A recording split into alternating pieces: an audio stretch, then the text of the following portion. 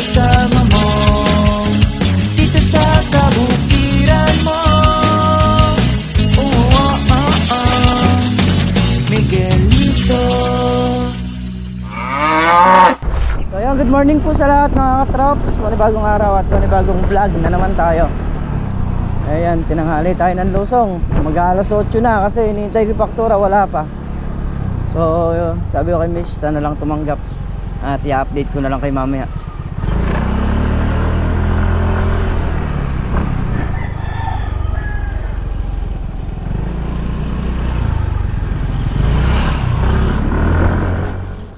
So andito na nga tayo sa bukid mga katrops at nakasalubong ko nga po yung buyer. At ibinigay sa atin yung 10 kilo. Binigay sa atin yung faktura nung kahapon. Ganda at Yung segunda 2 kilo. Up.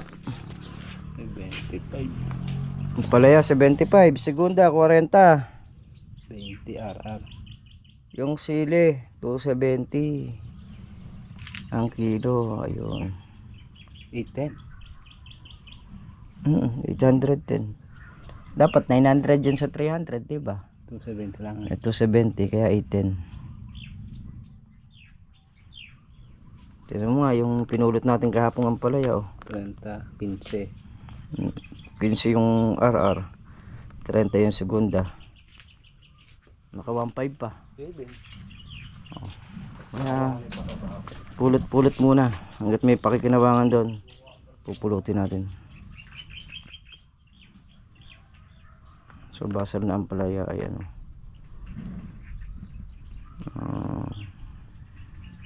75 yung good, yung segunda 40, yung RR 20. So yan yung update natin ngayon sa presyo ng ampalaya. Ayun mga trops, hindi tayo dito. Ay, kumidlat.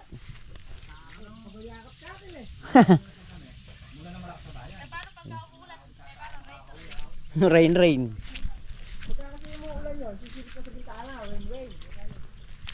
Okay. Yung natin po na pag silip na sa bintana.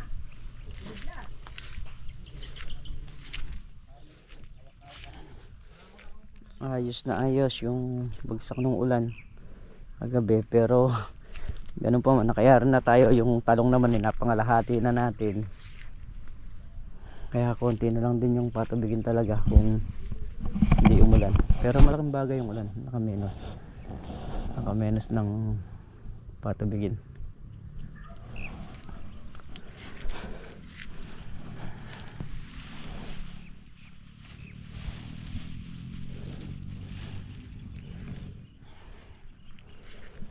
Bababa tayo ng bunga nitong ano.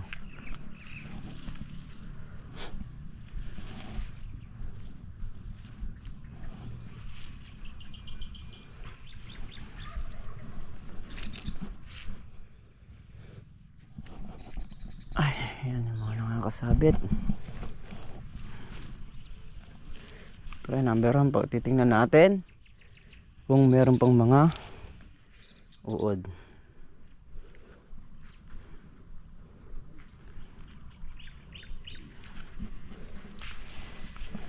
Ito, pukunin natin itong mga to. Ayan, kailangan kasi maiangat yung mga yun eh.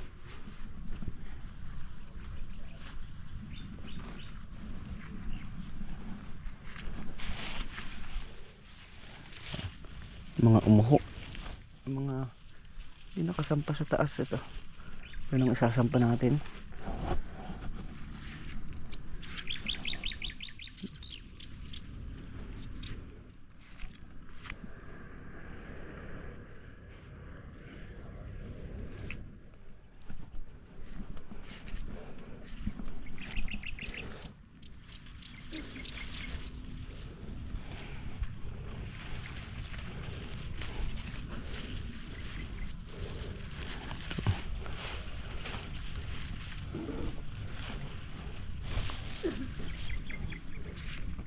Ayan yung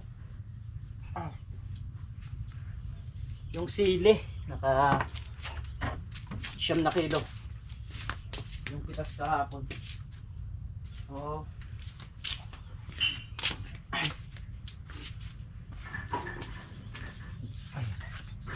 Meron pang ano doon.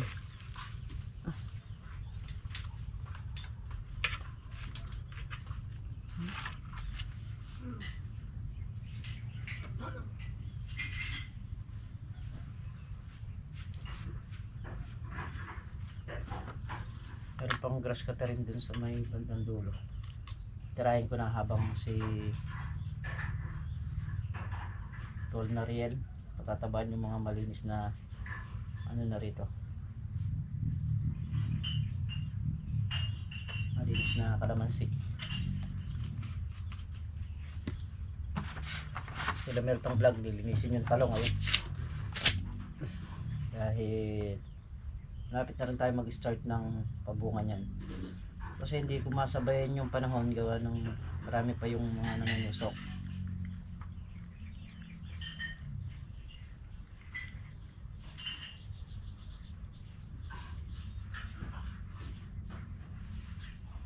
Pag binuksan ko kasi yung talong, talagang ang ano niyan sa gabi, ang spray niyan sa gabi saka sa madaling araw. So yun ang ipapako natin dito. Spray tayo ng gabi sa madaling araw.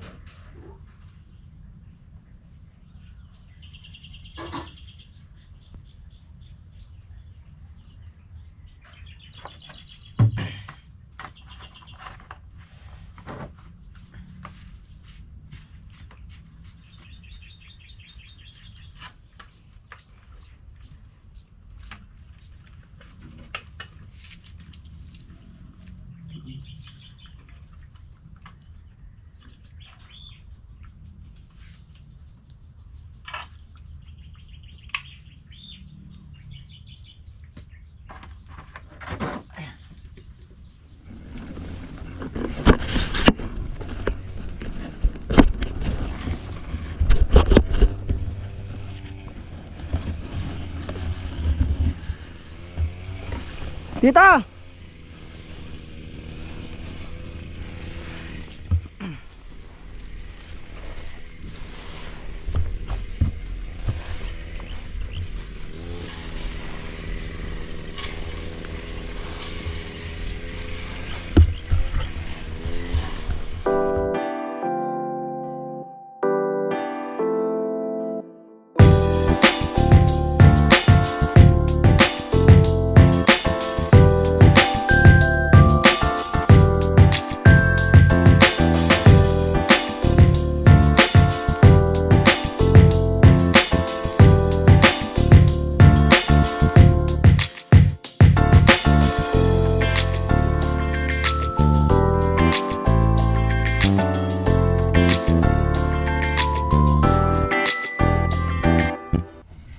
Tatlong dayos yung nangyari na natin. Bali ano na lang to, itong isa, dalawa, tatlo, 4 na pasok na lang to. So itong talong atin na rin titirahin yan. So magpapabunga na tayo yan. Kaya nilinis na namin dahil nung mga panahong nakasalakay yung maninra, hindi tayo pwede sumabay dahil puro gastos lang yung mapapala natin dyan. Si Tol na rin nagsabog na rin ng pataba. Ay, may nakakasabog na pala rin. So ito na lang baba, nasabogan, tapos na yung itaas.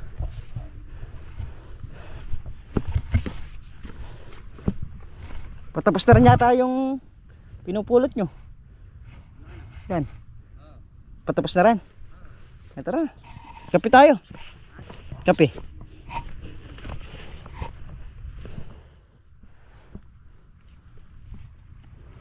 Butas. Wala akong maganda nih. Meron pang isang naligaw na butas. Ayan. Ano yun? Titinuin na natin yung bunga niya. Pupukol na natin dyan lahat ng ano natin. Dapat pala ng mga pataba sa tol material para hindi na kumukuha ron. Mas mabilis kasi yung pag nagpapataba ka kahit saan ka pumunta, yung may pagkukunan ka. Kung alam mo lang din kung ilan yung uubusin, ipupwesto mo na kung saan ang mauubusan. Kakain muna mga katrops. Ayan.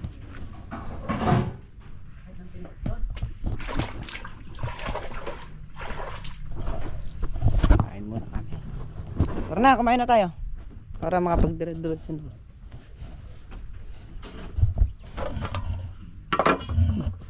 Bangus. May ano pa dyan yung itlog sa katuyo.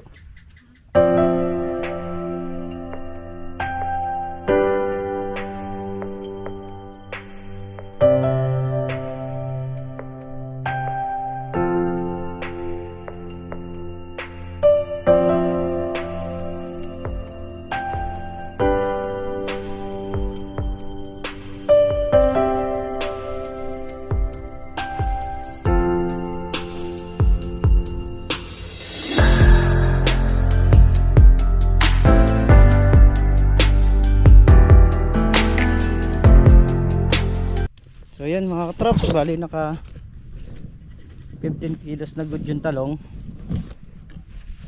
Isang segunda. Yan.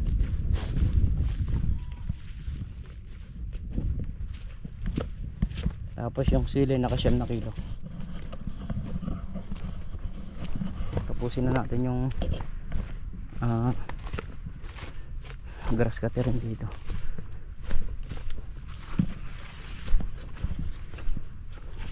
Apat na lang to, 4 na butas na lang.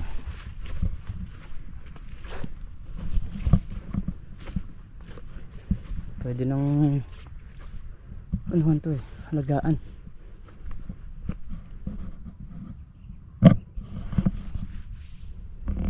Gaalaga na tayo ng mga talong. Ayan, kaya inuumpisa na natin grass cutterin.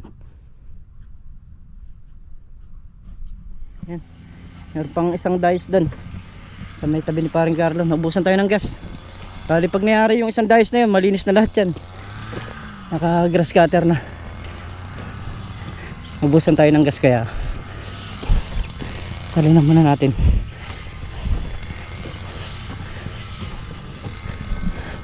Puspusan. Yun na lang yung hindi nasasabugan ng pataba ni Tol na riyan. Yung mga dinamo nating huli. Ayan. Hindi mo naiwanan pa isang dice doon. Pabalikan na natin. Tayo mag kuko na.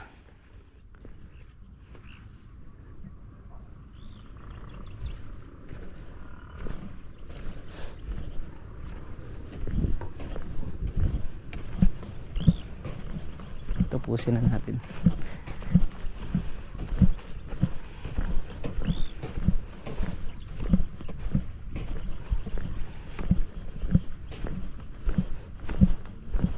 Ubusan lang tayo ng gas kanina eh.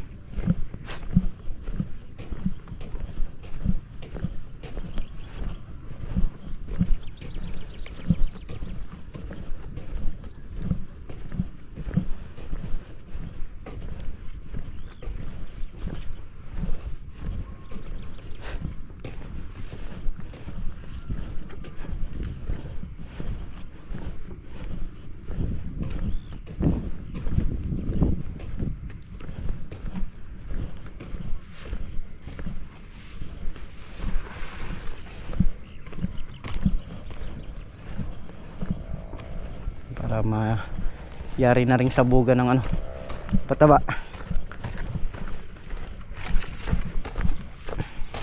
Yan, yung isa na lang na yun. O yan, sira pa yung grass cutter natin. Ayaw umikot nung talim. Nagre-redondo pero ayaw umikot. So dalawang bagay lang yan. Malamang wala nang lining. Kung hindi man putol yung spring nung lining. Napakuha ko yung isang grass cutter eh. Hindi ako naintindihan, malayo kasi.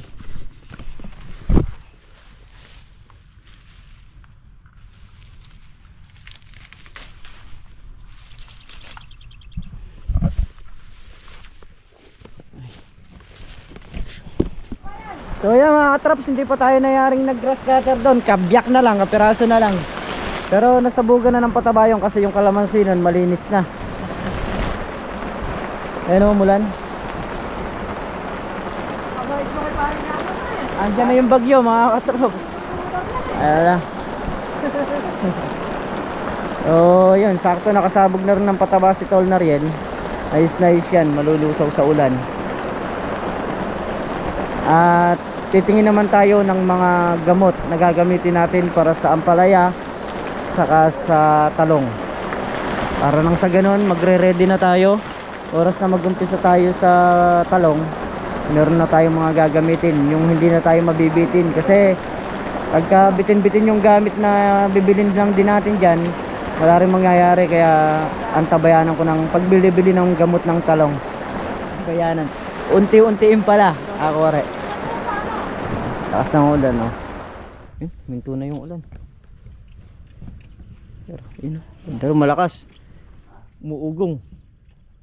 Muugong bandaron. Muugong bandaron. Nalakas. Pinayari lang tayo dun sa mga damuhin. Putik na naman yung daan yan mga katraps. Hindi na naman makakapasok yung mga sasakyan. Saka yung kulong-kulong mahihirapan na bukas dyan. So yung nakapasok na kulong-kulong na dalawa rito eh, antabayan na natin lumabas mamaya dahil hindi makakalabas. Lagi yung single naman matutungtong dito sa simento.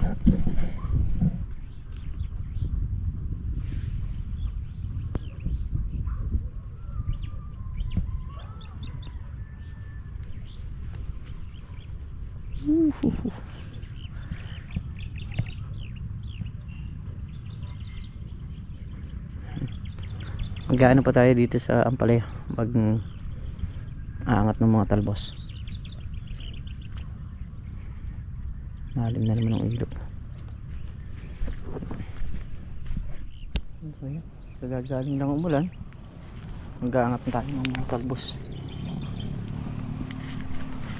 Mga ito, yan ang mga nasa baba nito. Ay, angat natin. Tapos yung mga nakakasabit na bunga, yun, binababa na rin. So yung mga tagong bunga lilitaw natin kasi minsan pag natago sa dahon hindi napapansin. Ito, mga yan, iangat natin dito. Ito yung malabong na ganito. Ito yung minsan maraming maliliit na bunga hindi napapansin, so hindi nakukuhang maibaba dahil nga hindi nakikita. Kaya kailangan silipin mo talaga siya ron sa pinakaloob niya para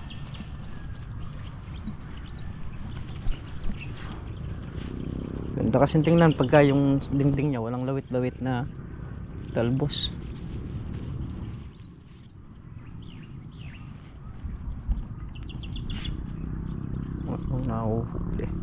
Nahuhuli nung balbas, tatanggalin natin.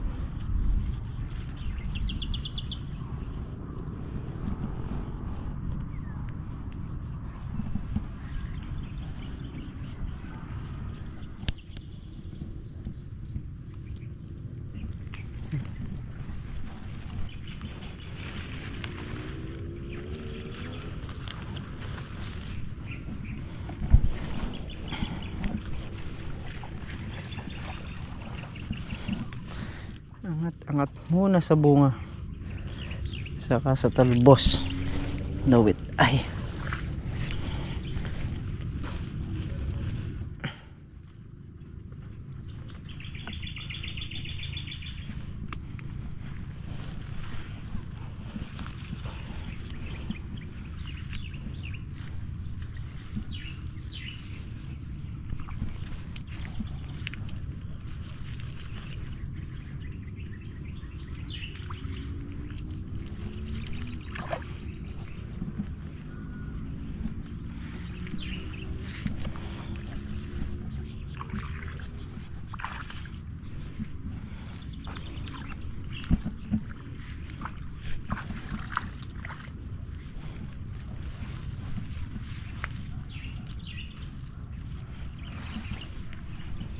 Maraming bungang maliit na daw. Pero ba't ganun? Dilaw. Alin? Dilaw. Asan? Sandali. Tingnan ko. Parang mapusyaw kulay. Eh pagka maliit pa, yung kahalos ka kukuha pa lang kasi. Ay mga ganyan, ano yan, bakong yan.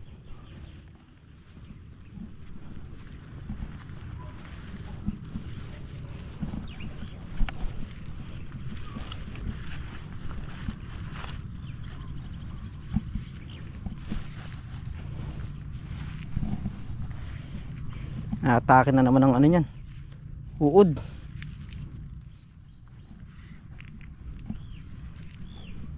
Ano may kalaban natin? No? Yan, papunta tayo ng bayan para maggayak ng mga gamot na gagamitin natin sa halaman, sa talong, sa kasampalaya.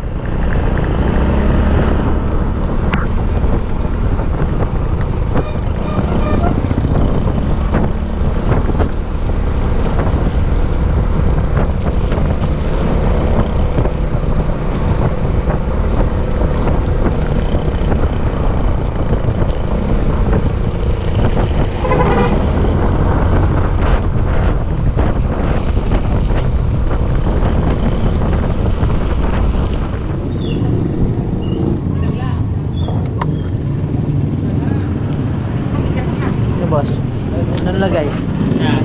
Di ba palagay? Di ba palagay, no? Brupeya. Saka ano, Bendex. Magkano yung Brupeya ngayon? Ha? 2,450? Huling kuha ko niyan, 2,350. Susungan. Ano ba po? Ilan po yan? 220 po isang pa. Ano, catalyst meron na kayo? Magkano yung catalyst?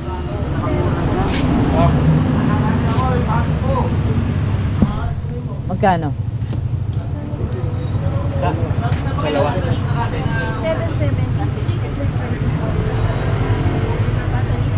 770. Yung ano na lang, Bendex. Bendex. So ayun, bali ang nabili nating gamot, 4 na jet, isang pang butterfly, saka yung pares na panguod. Pinakamahal yung pares kasi ano siya eh, 2,450. Dati kung ako ron, ano lang, 2,350. So ngayon 2,450 na yung price.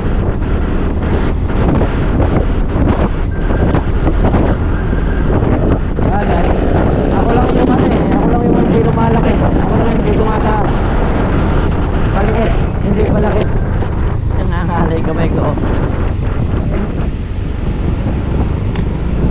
Ayan yung gamot natin, oh, sa baba. 6 na piraso. Balik itong piraso yan, pati yung magkapares.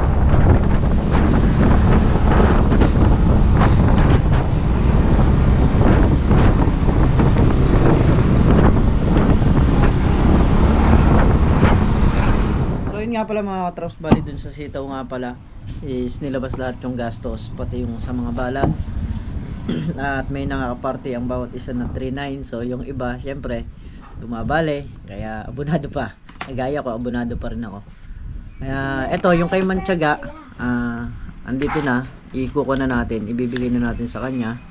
Bali 3,900 ang parte ng bawat isa. So ayun, ipapaabot ko na lang. At eto nga yung andyan na rin yung pera. So